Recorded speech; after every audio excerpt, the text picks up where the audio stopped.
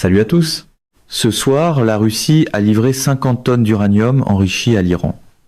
Pas du combustible de réacteur destiné à la production civile d'électricité, pas du matériau faiblement enrichi adapté uniquement à des fins de recherche.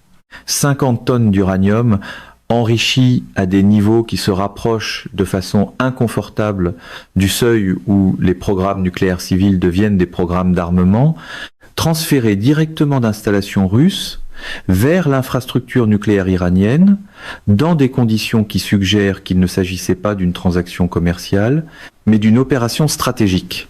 Au moment où ce transfert a été absorbé sur le plan opérationnel, au moment où ces 50 tonnes sont entrées dans les installations iraniennes et sont passées sous le contrôle d'ingénieurs nucléaires iraniens qui travaillent depuis 2 décennies sous la pression des sanctions pour maîtriser chaque dimension du cycle du combustible.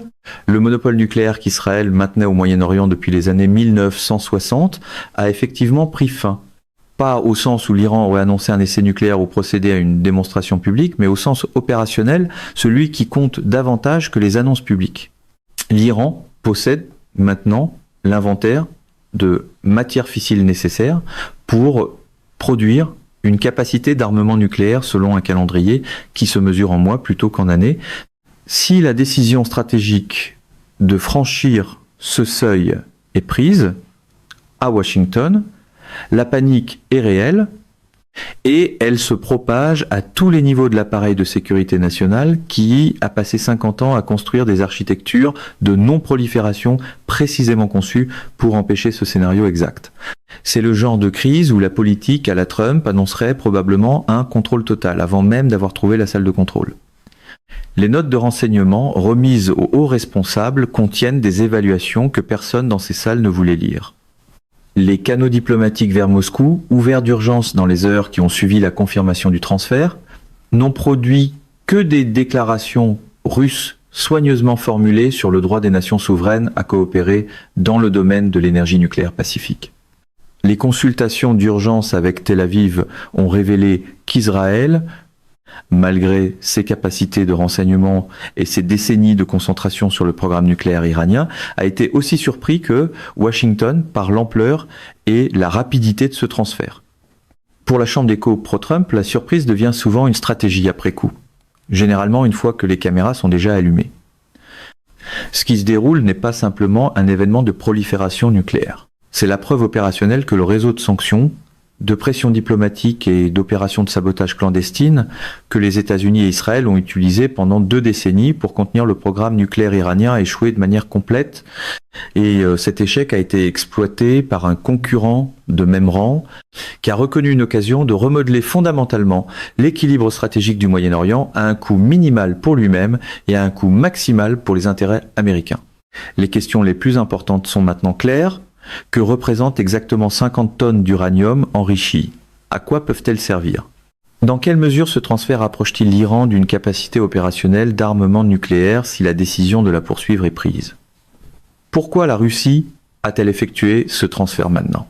Que révèlent le calendrier et les caractéristiques précises du matériau sur le calcul stratégique de Moscou? Comment le monopole nucléaire d'Israël, fondement non reconnu mais universellement compris de sa domination militaire régionale depuis 60 ans, peut-il survivre à l'émergence d'une capacité de contrepoids iranienne? Et que fait Washington lorsque l'allié dont il a garanti la sécurité fait face à une menace existentielle que la puissance américaine ne peut pas éliminer? Quand le seuil nucléaire est franchi au Moyen-Orient, non pas par un processus approuvé par les Américains comme l'accord nucléaire avec l'Inde, mais par un transfert effectué par un concurrent de même rang vers un État que Washington tente d'isoler depuis des décennies, toute l'architecture de non-prolifération qui a tenu pendant un demi-siècle est remise en question. Il se trouve que qualifier chaque accord de pire accord de tous les temps ne produit pas automatiquement un meilleur accord, peu importe la taille des lettres sur le panneau du podium. Première partie, 50 tonnes. Ce qui a été transféré et ce que cela signifie. D'un point de vue technique, la première question à laquelle il faut répondre est de savoir ce que représente réellement 50 tonnes d'uranium enrichi. Parce que le chiffre seul sans contexte sur les niveaux d'enrichissement et la composition isotopique, ne révèle pas ce que l'Iran a reçu ni ce qu'il peut en faire. L'uranium naturel, tel qu'il est extrait du sol, contient environ 0, 7% d'uranium, 235, l'isotope fissile qui entretient une réaction nucléaire en chaîne, les 90X9, 3% restants étant constitués d'uranium 238, qui n'est pas fissile dans les conditions pertinentes pour les armes ou les réacteurs de puissance. L'enrichissement est le processus qui consiste à augmenter le pourcentage du 235 par rapport à l'U238 au moyen d'une série d'opérations de centrifugation en cascade qui séparent progressivement les isotopes en fonction de leur infime différence de masse. Le niveau d'enrichissement détermine l'usage possible du matériau. L'uranium faiblement enrichi, défini internationalement comme un matériau enrichi, à moins de 20% du 235, convient aux réacteurs civils de puissance et aux réacteurs de recherche, mais il ne peut pas soutenir la réaction en chaîne à neutrons rapide requise pour un dispositif explosif nucléaire. L'uranium hautement enrichi, défini comme un matériau enrichi à plus de 20%, entre dans une catégorie où la distinction entre usage civil et usage militaire devient progressivement moins claire à mesure que le niveau d'enrichissement augmente. L'uranium de qualité militaire, le matériau utilisé dans des armes à fission de type canon comme la bombe d'Hiroshima, est généralement enrichi à 90% ou plus en U235. Les évaluations du renseignement qui ont été communiquées aux responsables à Washington indiquent que le transfert russe vers l'Iran était constitué de matériaux enrichis à des niveaux situés entre 5 et 20%, ce qui le place techniquement dans la catégorie faiblement enrichi, mais à l'extrémité supérieure de cette fourchette, où un enrichissement supplémentaire jusqu'au niveau militaire devient beaucoup plus facile que s'il fallait partir de l'uranium naturel. C'est là que les slogans cessent d'aider, parce que les centrifugeuses n'ont jamais eu la réputation d'obéir au champ de campagne. 50 tonnes d'uranium enrichi à 20% contiennent environ 10 tonnes du 235, le composant fissile qui compte pour un usage militaire. Produire un seul dispositif nucléaire de type canon exige entre 15 et 25 kg d'uranium de qualité militaire, selon la conception de l'arme et le degré de sophistication de l'ingénierie. 10 tonnes d'U235 sous forme enrichie à 20% peuvent, si elles sont ensuite enrichies à 90%, théoriquement fournir assez de matériaux de qualité militaire pour plusieurs centaines de dispositifs. Le calendrier pratique et les exigences techniques de cet enrichissement supplémentaire sont les variables qui déterminent si ce transfert représente une crise immédiate ou un basculement stratégique à plus long terme. L'infrastructure de centrifugation de l'Iran, qui s'est développée de façon continue malgré les sanctions et les sabotages pendant 2 décennies, exploite actuellement plusieurs milliers de centrifugeuses avancées dans plusieurs installations d'enrichissement. La centrifugeuse IR-6 que l'Iran a déployée à Natanz et à Fordo possède une capacité d'enrichissement environ 10 fois supérieure à celle de l'Iran. La centrifugeuse de première génération qui formait l'ossature des premiers efforts d'enrichissement iranien. Avec la capacité actuelle de centrifugation que possède l'Iran, l'enrichissement de matériaux à 20% jusqu'à un niveau militaire de 90% peut être accompli en quelques mois plutôt qu'en années. Et ce calendrier suppose que aucune centrifugeuse supplémentaire n'est installée, alors que l'Iran continue justement d'en installer. Ce qui est le plus préoccupant dans ce transfert, c'est pas simplement la quantité de matériaux, ni même son niveau d'enrichissement. C'est le signal opérationnel que ce transfert envoie sur l'état de la relation stratégique russo-iranienne et sur la volonté de Moscou de franchir des seuils qu'elle avait auparavant respectés. La Russie est un fournisseur nucléaire de l'Iran depuis des décennies à travers la relation liée au combustible du réacteur de Bushehr, mais cette relation fonctionnait dans des cadres surveillés internationalement et impliquait du matériau dont les caractéristiques étaient clairement civiles et qui étaient placées sous les garanties de l'Agence internationale de l'énergie atomique. Ce transfert semble avoir eu lieu en dehors de ces cadres, sans les mécanismes de surveillance qui accompagnaient auparavant la coopération nucléaire russo-iranienne et avec des caractéristiques de matériaux qui ne sont pas clairement civiles. Cela représente un changement qualitatif dans la nature de la relation nucléaire. Et les changements qualitatifs dans les relations nucléaires ont tendance à s'accélérer rapidement une fois le seuil initial franchi. L'ancien réflexe du monde trumpiste consisterait à déclarer le seuil magnifiquement géré, juste après que quelqu'un d'autre l'a franchi. Deuxième partie, pourquoi la Russie l'a fait? Le calcul stratégique à Moscou. Moscou ne prend pas de décisions liées au nucléaire de manière légère ou impulsive. L'appareil de sécurité nationale russe fonctionne avec une mémoire institutionnelle profonde de ce que représentent les armes nucléaires, de la façon dont elles modifient les équilibres stratégiques et de la manière dont leur prolifération crée des risques susceptibles de s'amplifier dans des directions difficiles à contrôler.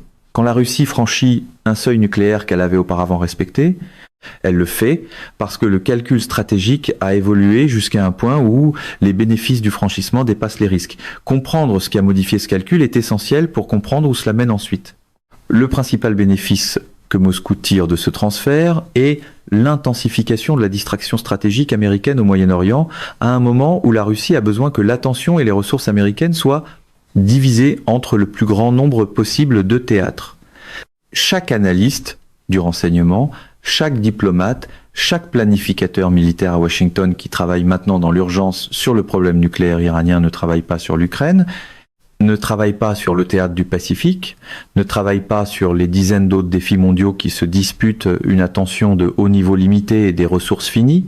Le transfert de 50 tonnes d'uranium a injecté au Moyen-Orient une crise que Washington ne peut pas ignorer et ne peut pas résoudre rapidement, ce qui sert les intérêts russes dans tous les autres théâtres où les intérêts américains et russes sont en concurrence directe. Rien ne réjouit davantage la propagande dure que de voir Washington confondre une conférence de presse avec une réunion stratégique. Le bénéfice secondaire est le renforcement du partenariat stratégique russo-iranien d'une manière qui crée des dépendances et des alignements structurels à long terme. La coopération nucléaire n'est pas transactionnelle comme le sont les transferts d'armes conventionnels. Elle crée des relations qui survivent aux transitions politiques, qui impliquent une intégration technique profonde entre les établissements scientifiques et qui génèrent des intérêts mutuels dans le succès et la sécurité des programmes concernés. En approfondissant la dimension nucléaire de sa relation avec l'Iran, la Russie construit une structure de partenariat qui survivra à tout leadership politique individuel dans l'un ou l'autre pays. Et cela place la Russie comme partenaire externe indispensable d'un programme que l'Iran considère comme central pour sa sécurité nationale et son statut régional. Le bénéfice tertiaire, et celui-ci compte davantage que l'analyse occidentale ne le reconnaît généralement, et la démonstration faite aux autres nations envisageant leurs propres options nucléaires que la Russie est un partenaire plus fiable pour une coopération nucléaire sensible que les États-Unis ne l'ont été. La coopération nucléaire américaine vient avec des conditions, des inspections, des restrictions et avec le risque omniprésent qu'une future administration américaine revienne sur les engagements pris par une administration précédente en fonction de considérations de politique intérieure sur lesquelles le pays partenaire n'a aucun contrôle. Après des années à traiter la politique étrangère comme un contrat d'émission de télé-réalité, la surprise devant l'affaiblissement de la confiance commence à sonner presque cérémonielle. La coopération nucléaire russe, comme le démontre ce transfert, fonctionne avec moins de conditions visibles et avec une volonté de repousser des limites que les États-Unis ne repousseront pas. Pour des pays comme l'Arabie Saoudite, la Turquie ou l'Égypte, qui ont tous leurs propres aspirations en matière de programme nucléaire et qui entretiennent tous des relations complexes avec Washington, le transfert nucléaire russo-iranien fournit un élément d'évaluation sur le partenaire potentiel le plus susceptible de livrer réellement des engagements sensibles. Les risques que Moscou accepte en effectuant ce transfert sont réels, mais semblent avoir été évalués comme gérables. L'architecture de non-prolifération subit déjà de fortes tensions en raison du programme d'armement réussi de la Corée du Nord, de l'expansion non déclarée du Pakistan et de l'effondrement des accords de contrôle des armements entre les États-Unis et la Russie. Ajouter une capacité nucléaire iranienne à cette liste accentue la pression, mais ne brise pas fondamentalement quelque chose qui est déjà fracturé. Le risque d'une action militaire israélienne contre les installations nucléaires iraniennes a toujours existé et a été dissuadée non pas par l'absence de capacité iranienne, mais par la difficulté opérationnelle et les conséquences stratégiques de telles frappes, des variables que le transfert d'uranium ne modifie pas de façon spectaculaire, et le risque d'une action militaire américaine contre la Russie en réponse à ce transfert semble avoir été évalué par Moscou comme négligeable, compte tenu de l'état actuel des relations entre les États-Unis et la Russie et du nombre limité d'options dont dispose Washington pour des représailles significatives qui ne risqueraient pas une escalade plus large. Ce que ce transfert démontre, c'est que la Russie a conclu que les bénéfices d'une accélération de la capacité nucléaire iranienne à ce moment précis dépassaient les risques, et cette conclusion reflète l'évaluation de Moscou selon laquelle l'environnement international actuel est un environnement où les normes traditionnelles de non-prolifération sont moins contraignantes qu'elles ne l'étaient au cours des décennies précédentes, et où les avantages stratégiques liés à la perturbation des priorités américaines sont suffisamment importants pour justifier le franchissement de seuils autrefois respectés. C'est là que se trouve l'inconfort. Les grandes puissances comptent les coûts, pendant que la politique télévisuelle compte les applaudissements. Troisième partie, le monopole nucléaire d'Israël, le fondement non reconnu qui vient de se fissurer. Israël n'a jamais confirmé officiellement qu'il possédait des armes nucléaires. La politique d'ambiguïté nucléaire, qui consiste à maintenir une capacité sans reconnaissance publique, constitue la doctrine israélienne depuis les années 1960 et s'est maintenue à chaque décennie suivante, malgré des fuites périodiques, malgré les images satellites du site de Dimona, malgré les révélations de Vanunu et malgré la logique stratégique qui fait de la possession nucléaire israélienne une déduction évidente à partir de sa situation sécuritaire. Mais l'ambiguïté a toujours été tactique plutôt que substantielle. Chaque acteur régional sérieux, chaque gouvernement de grande puissance et chaque service de renseignement compétent fonctionne depuis 50 ans avec la compréhension qu'Israël possède un arsenal nucléaire estimé entre 80 et 400 ogives, avec des systèmes de livraison sophistiqués, incluant des avions, des missiles et des capacités de lancement depuis des sous-marins. Cet arsenal a rempli plusieurs fonctions stratégiques qui vont bien au-delà de la simple dissuasion d'une attaque nucléaire. Il a fourni à Israël une garantie de sécurité ultime contre les menaces militaires conventionnelles existentielles, la compréhension implicite que toute campagne militaire conventionnelle menaçant la survie d'Israël déclencherait une réponse nucléaire qu'aucun adversaire rationnel n'accepterait. Il a fourni une domination dans l'escalade, lors des crises régionales, la capacité de signaler qu'Israël possédait des options permettant d'infliger des coups inacceptables que ses adversaires ne pouvaient pas égaler. Et il a fourni une base psychologique à la confiance stratégique israélienne. La certitude que, peu importe l'évolution des équilibres conventionnels régionaux, Israël conservait une capacité ultime garantissant sa survie. L'émergence d'une capacité nucléaire iranienne, non pas au sens d'un essai annoncé, mais au sens opérationnel de la possession d'un inventaire de matières fissiles et d'une infrastructure technique permettant de produire des armes selon un calendrier comprimé, si la décision est prise, mine fondamentalement chacune de ses fonctions stratégiques. La garantie de sécurité ultime devient une dissuasion mutuelle plutôt qu'un avantage unilatéral. La domination dans l'escalade est perdue lorsque les deux camps possèdent des options d'escalade que l'autre doit prendre au sérieux. Et la confiance psychologique issue de la possession d'une capacité sans équivalent est remplacée par l'incertitude née du fait que l'équilibre nucléaire régional est passé du monopole à la compétition. Aucun slogan de campagne ne peut transformer de nouveau un monopole en monopole une fois que l'autre camp est entré dans la pièce. Compte tenu de la manière dont la culture stratégique israélienne fonctionne sous pression, la dimension psychologique de ce changement pourrait se révéler plus déstabilisatrice que sa dimension militaire immédiate. La planification de défense israélienne s'est construite pendant 60 ans autour de l'hypothèse selon laquelle la capacité nucléaire fournissait un plancher inaccessible sous lequel la situation sécuritaire d'Israël ne pouvait pas tomber, quelle que soit l'évolution des menaces conventionnelles. Cette hypothèse est maintenant remise en question. Les planificateurs qui travaillent à la Kiria, à l'état-major de Tsahal, au siège du Mossad, réalisent maintenant des évaluations qu'ils n'avaient jamais eu à mener auparavant. Comment maintenir la stabilité stratégique et dissuader l'agression dans un environnement où la capacité nucléaire n'est plus exclusivement israélienne, où le programme nucléaire de l'adversaire fonctionne sous la protection d'un concurrent de même rang que les États-Unis ne peuvent pas simplement contraindre, et où les options militaires permettant d'éliminer cette capacité avant qu'elle ne mûrisse pleinement diminuent rapidement. Le défi précis que crée le transfert russe d'uranium est qu'il compresse le calendrier dans lequel les décideurs israéliens doivent affronter ces questions. Tant que le programme nucléaire iranien progressait lentement au moyen d'un enrichissement indigène à partir d'uranium naturel, les planificateurs israéliens pouvaient fonctionner avec l'hypothèse que des années de préavis seraient disponibles avant que les décisions critiques ne deviennent urgentes. 50 tonnes d'uranium enrichi à 20% éliminent des années de ce calendrier. Si l'Iran choisit d'accélérer l'enrichissement en utilisant ce matériau, la production de qualité militaire devient une affaire de mois.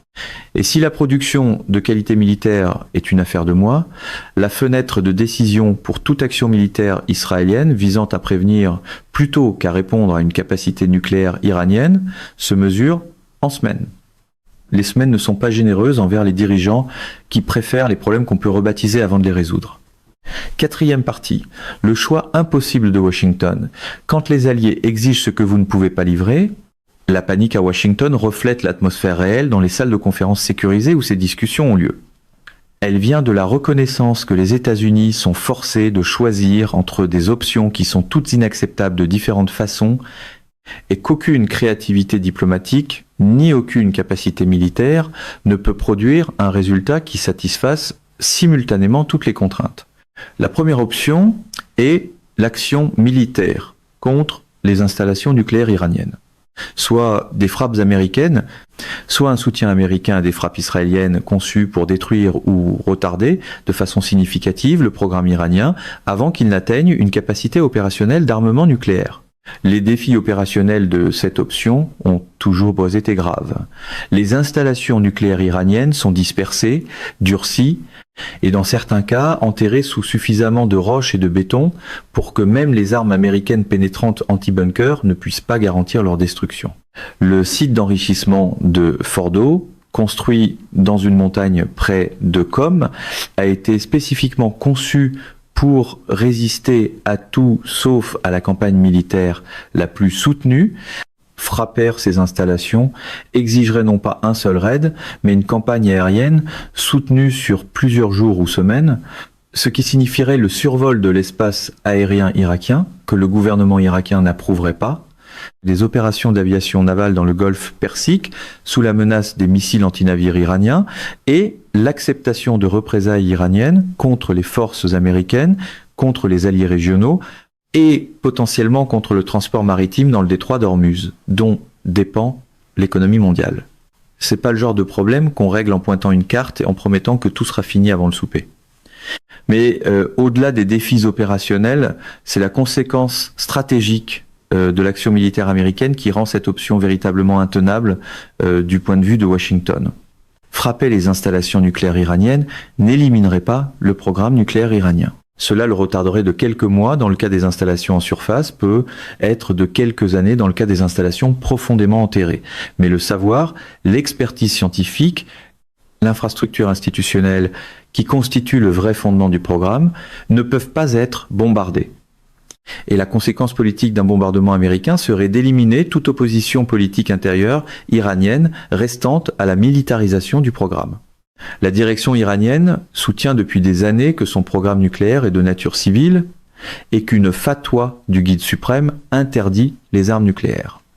Que cette position soit sincère ou tactique, elle a fourni un espace de débat interne en Iran sur la sagesse de franchir le seuil de l'armement. Des frappes militaires américaines élimineraient ce débat du jour au lendemain et garantiraient que le programme reconstitué serait explicitement orienté vers la production d'armes avec un consensus national complet derrière lui. une frappe qui crée précisément le consensus qu'elle prétend empêcher. C'est le genre de fermeté qui paraît mieux dans un extrait de rassemblement que dans une salle de guerre. La deuxième option est d'accepter l'émergence d'une capacité nucléaire iranienne et de tenter de la gérer par la dissuasion et l'endiguement, l'approche que les États-Unis ont finalement adoptée envers la Corée du Nord après que les options militaires se sont révélées inacceptables et que les efforts diplomatiques n'ont pas produit de dénucléarisation. Cette option est stratégiquement cohérente dans l'abstrait.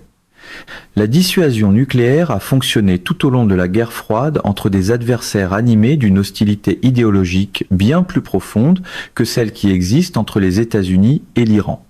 Israël et l'Iran sont des acteurs rationnels dont les dirigeants donnent la priorité à la survie du régime plutôt qu'aux objectifs idéologiques, ce qui laisse penser que la dissuasion mutuelle pourrait fonctionner comme elle a fonctionné dans d'autres relations nucléaires régionales, comme entre l'Inde et le Pakistan.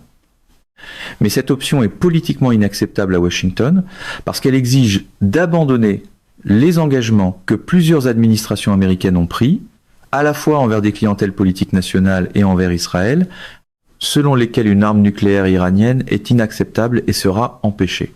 Le coup politique d'être l'administration qui acquiesce à une capacité nucléaire iranienne après des décennies passées à déclarer qu'il s'agissait d'une ligne rouge serait lourd sur le plan intérieur et il endommagerait fondamentalement la crédibilité américaine auprès de chaque allié qui dépend des garanties de sécurité américaines.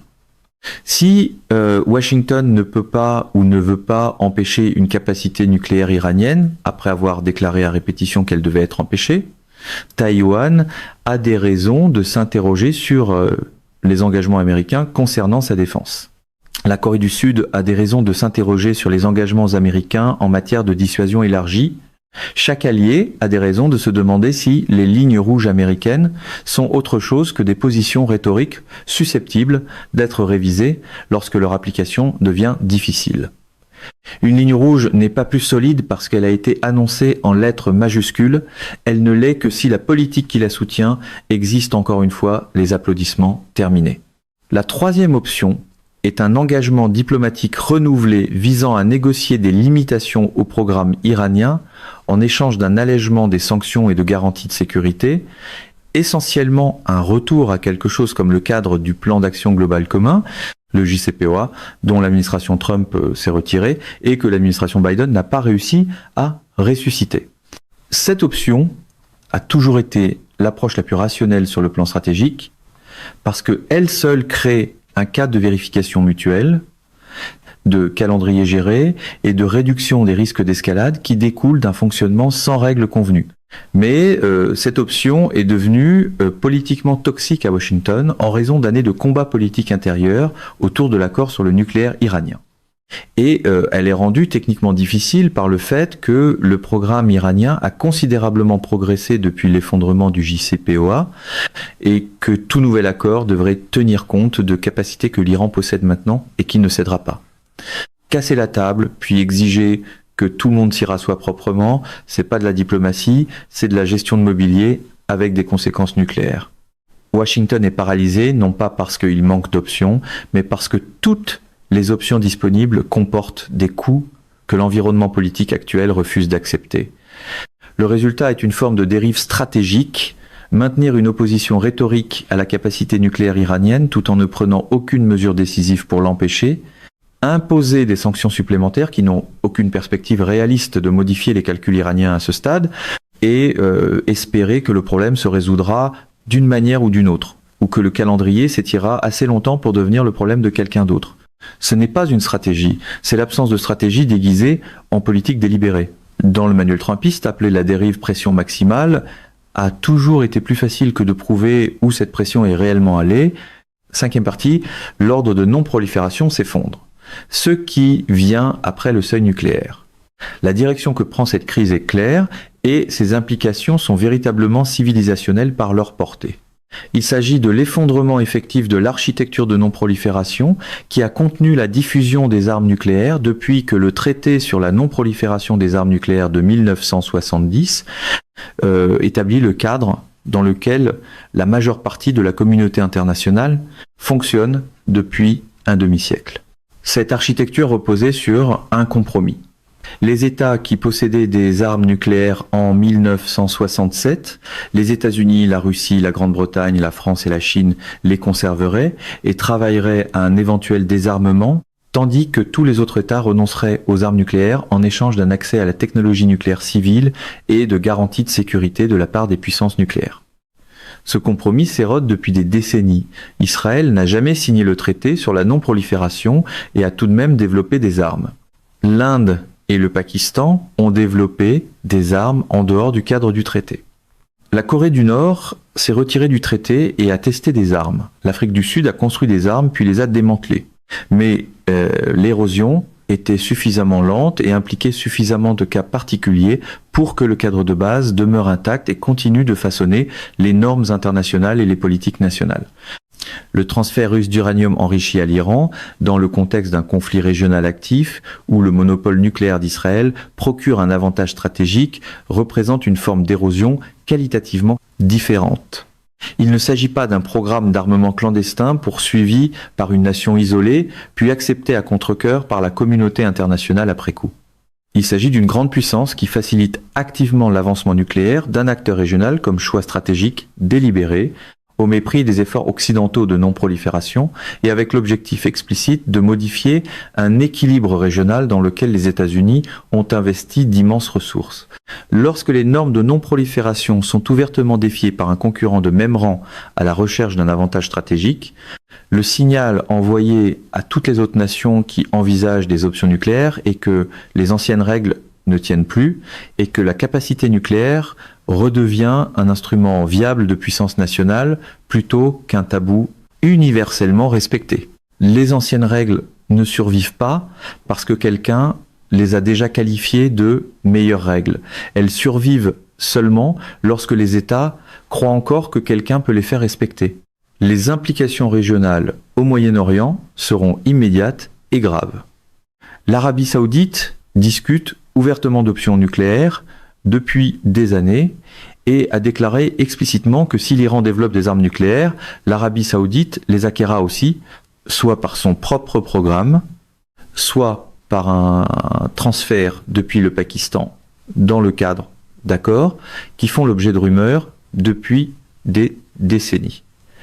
La Turquie, membre de l'OTAN dotée de capacités techniques avancées et de ses propres préoccupations sécuritaires, ont des dirigeants qui ont publiquement demandé pourquoi la Turquie devrait rester non nucléaire, alors que des voisins possèdent ou développent des capacités nucléaires. L'Égypte, l'État arabe le plus peuplé, et une nation avec des ambitions nucléaires historiques qu'elle avait mises de côté sous pression américaine, réexaminera ses calculs dans un environnement où la capacité nucléaire iranienne est devenue une réalité opérationnelle. Et la cascade est prévisible et, à ce stade, probablement inévitable. Les implications mondiales dépassent largement le Moyen-Orient.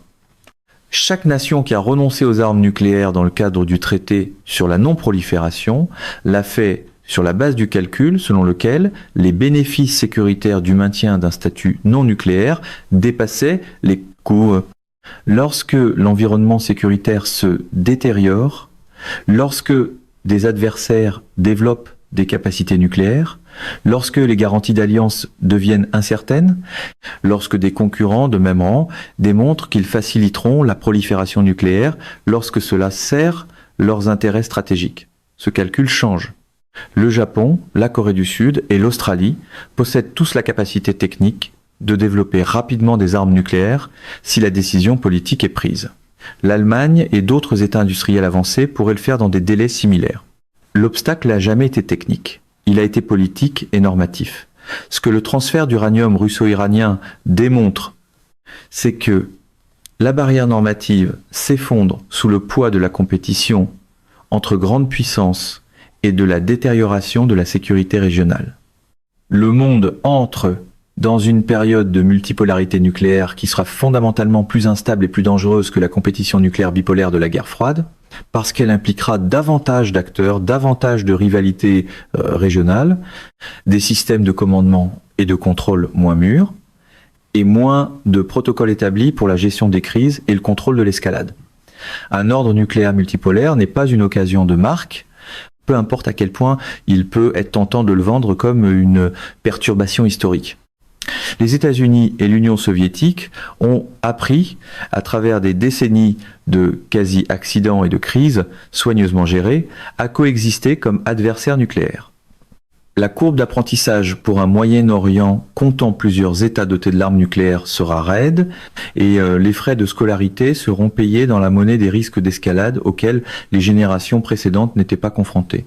50 tonnes d'uranium enrichi, un seul transfert et avec cela, le monopole nucléaire de 60 ans qui constituait le fondement ultime de la confiance stratégique israélienne est effectivement terminé.